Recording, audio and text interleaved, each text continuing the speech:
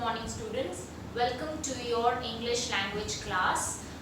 If you remember, last time we did chapter number 3, transitive and intransitive verbs, and we have divided the chapter into two parts. So today we will be doing the second part of the chapter, transitive and intransitive verbs. Okay, so last time we covered about a sentence parts, subject and predicate, right? We did a lot of examples and exercises on that.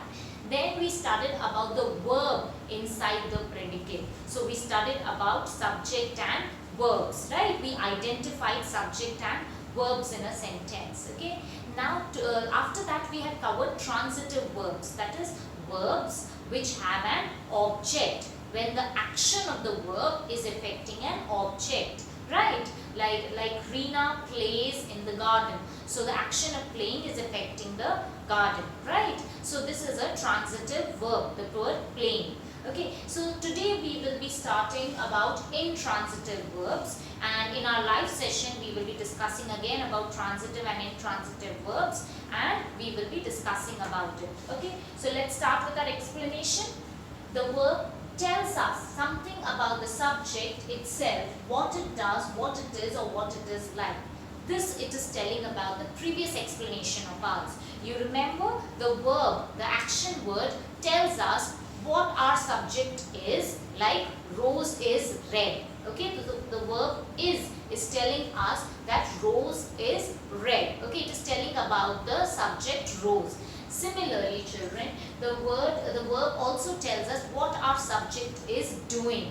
Like Kalyan wrote an essay, right? Our subject is writing an essay. So the verb writing is telling what our subject is doing, right? But sometimes we have a different role played by the verb. The action described by the verb does not affect some other person or thing. It stops with the subject. So over here they are telling sometimes the action of the subject remains with the subject. The subject is there, the action it performs, and the action is affecting the subject only. It remains with the subject. It does not pass to any other person or thing. How? Let's study example.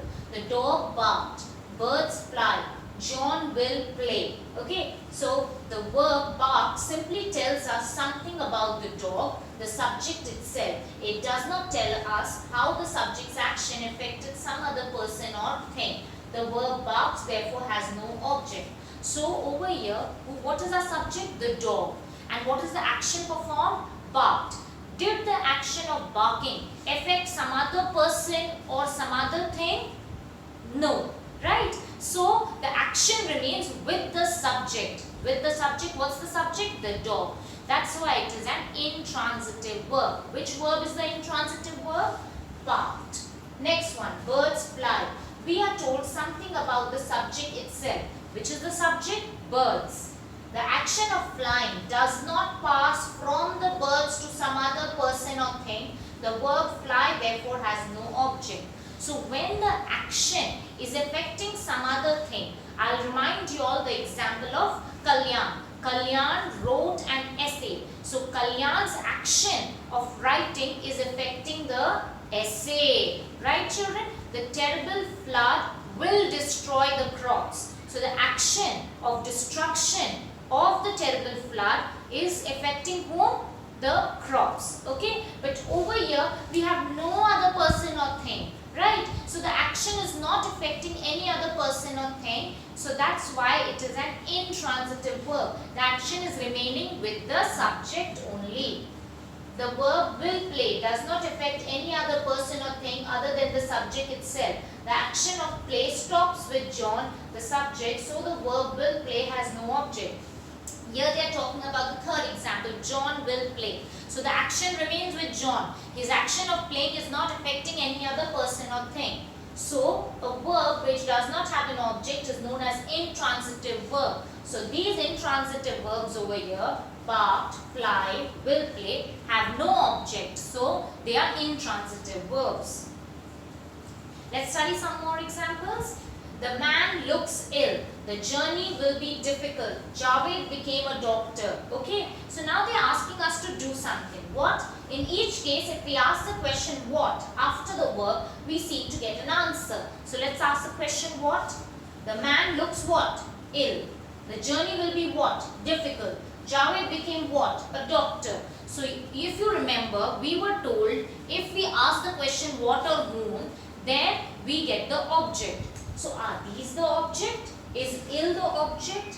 Difficult the object? A doctor the object? Let's check. But if we look at the answers, these are the answers, students. Carefully, we find that each of them tells us something about the subject itself and does not refer to somebody or something that is different and separate from the subject. So ill, difficult and doctors are not really objects.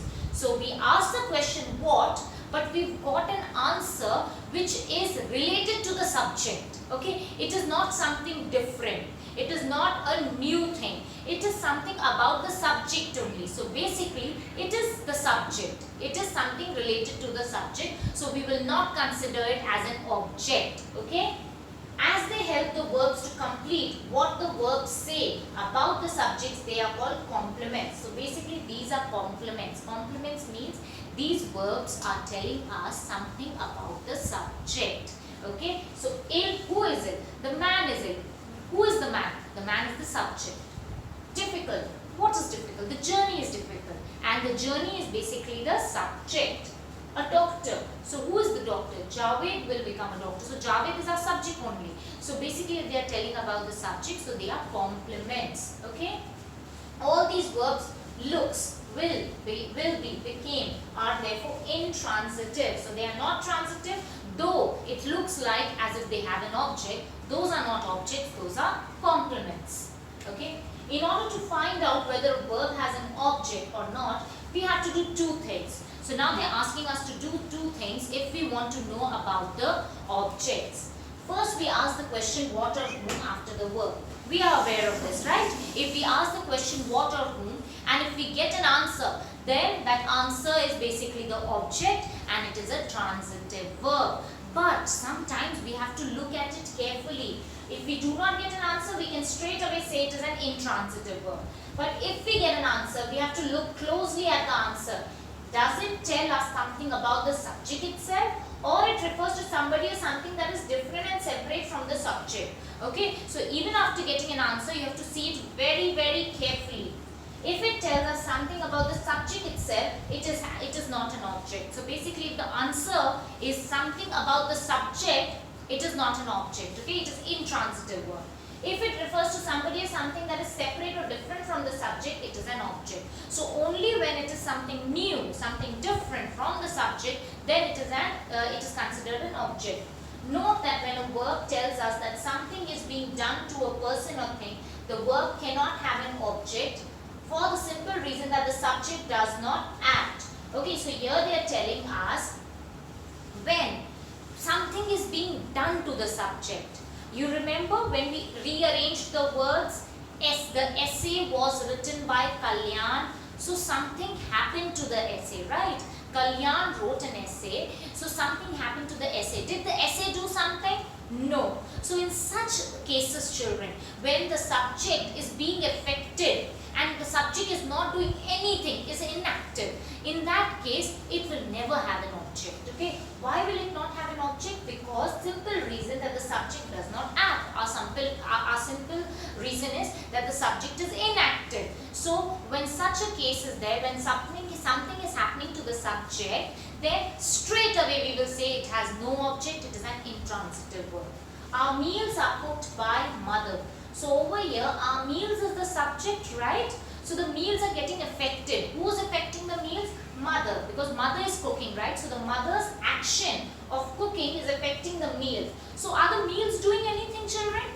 Nothing, right? So the meals is basically not doing anything. They are inactive, does not act. So that in that case, it is intransitive. The child was bitten by a snake. Did the child do anything? No. Did the snake do anything? Yes, the snake bit the child.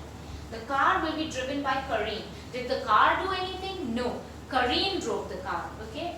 In these sentences, the subjects are not doers. They are not doers. They are inactive. They do not do, have not done, will not do anything. On the contrary, something is being done to them. So this is the scenario with them. What is the scenario? This is our subject, our meals. This is the subject, the child. This is the subject, the car. And something is happening to them. The action of cooking, the action of biting, the action of driving is affecting the subject. Understood, students? Very simple.